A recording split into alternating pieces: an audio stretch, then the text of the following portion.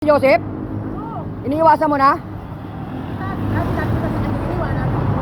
Eh paano yung magiging anak nyo? Ipapalaglag mo? Bakit? Hindi ka ba pinanagutan?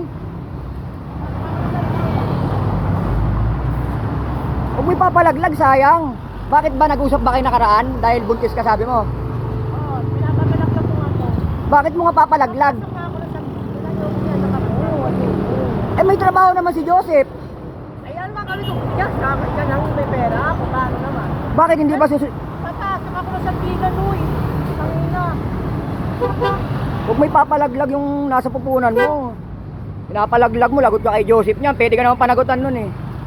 Baka nasasabuhan niya. Bakit? Natawin na kami. Sabi ko sa kanya, kung ayaw na sa akin, lang nakikita nyo ngayon. Ay, wala po. Ganon? Kasi ako, papasok ako sa sandigan. Maganda lang kayo magsayaw-sayaw. Bakit? Ang tinutino ng trabaho ni Sir Joseph eh, food panda siya, grab food. Tapos magaganong ka. Ano katabi, pumasok ako sa sandigan. Oo. Alam. Ha? Bakit? Hindi na ba niya ako na bakit hindi niya ba ako orta na anak na? Ba wala? Eh hindi ka pa nanganganak eh. Huwag mo ipapalaglag yung ano mo, dinadala mo. Anghel yan eh. Huwag. Ano gusto mo? Mahabang yung kalakas, yung dati dito sa kakada? Yung nakaraan sabi mo, mahal na mahal mo Sir Joseph.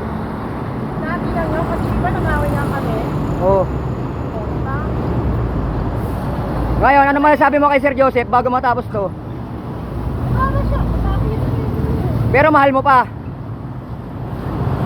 Pag-isipan ko muna. Kapag-isipan mo. Ayan ha, sabihin mo Joseph. Ano masasabi mo kay Joseph? Kung pag-isipan ko, kung babalik pa ako sa kanya, kung hindi na. Kung ako na kayo mamaya, okay. O sige, sasabihin ko na lang, salamat.